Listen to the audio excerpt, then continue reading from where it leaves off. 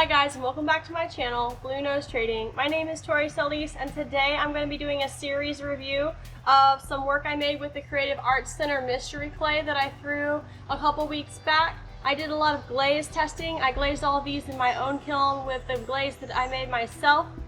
For starters, the bisque fire overfired. It was supposed to be 04, but judging by my witness cones, I'm guessing that we got to 01. So that made it really hard to apply glaze to these because they weren't as porous, they weren't as absorbent, so they didn't really want to receive glaze the same way. So I did try to compensate for that when I was glazing them, but it's only so much that you can do.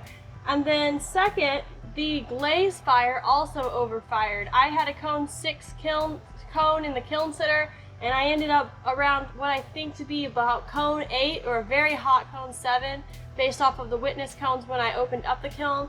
So all of this stuff was fired way hotter than I was initially trying for.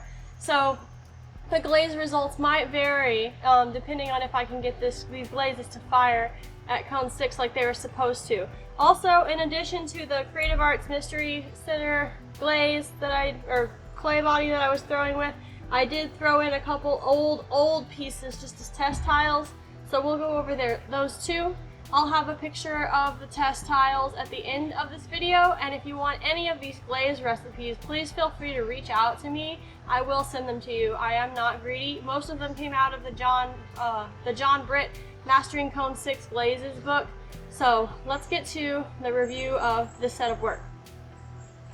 This glaze is called Chameleon number 2.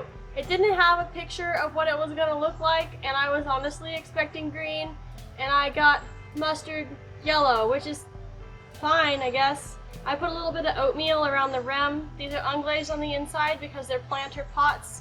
This mystery clay fired out to like a gray kind of buff with some light speckling. I did like it. It does have a bit of a rough texture though. It's kind of gritty. So that's this one. It's fine. This is one of my old pieces from really early on that never really got glaze fired. I just used it as a test tile, so this is the Chameleon, and then on the inside it's waxwing brown with waxwing brown around the outside, and the waxwing brown did some really nice movement. I wish I would have had a little more on there, but I was being extra cautious because I wasn't sure how far these glazes were going to run, especially with the Chameleon since I never used it before, but it didn't seem to run at all on its own, so if you need a mustard yellow, got you. Okay, this set here is mostly variegated blue slate. I've used this glaze at the Creative Arts Center before. This clay did bubble a little bit I think from the heat. It got really hot. And then this came out like a nice dark denim. It might be kind of hard to see in the video, but it is a dark denim. And it did the same thing on this little planter. It's just dark denim. It's fine. I didn't love it, but it's okay. And then this is another old piece, super heavy.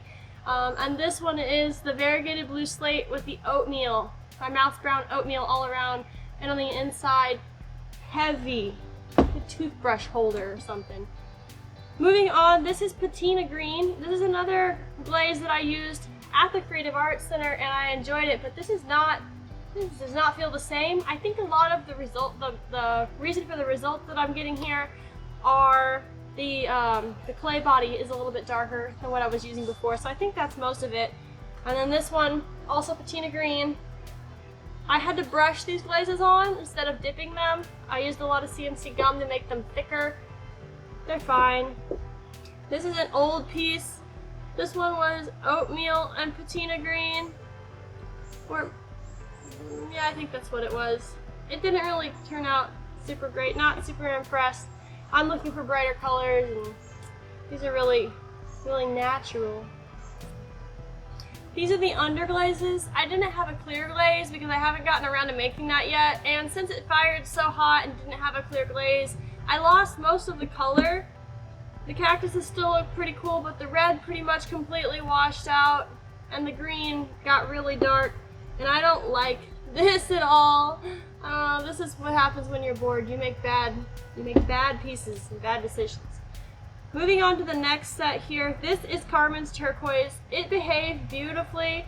It's exactly what I was expecting. I really like how it got toasty on the edges and made that nice orange glow around where it was. It did that on both of the pieces.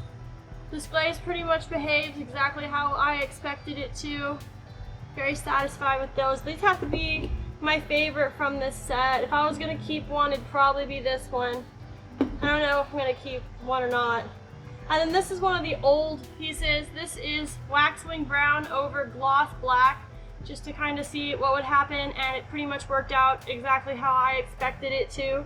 And then I made some of these fun blue nose trading. They're gonna be magnets, and I'm gonna give them away with orders over $100 or to my patrons over a certain amount. I haven't decided, but if you join my Patreon, you'll probably get one of these up until I run out of them. But I'll probably make more.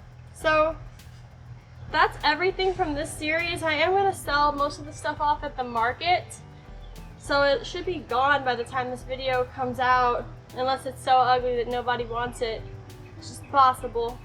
I've got more pots in this clay coming. I threw some more this last week, and I'm going to glaze them out. I'm probably going to stick with Carmen's Turquoise for those and then just kind of push them out the market. I might do some more experimenting with this chameleon just to get rid of it, but I don't think I'm going to make it again.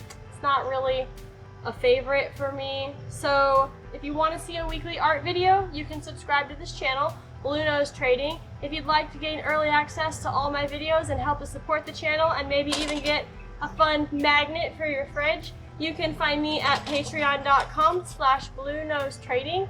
I will see you guys next week with another art video.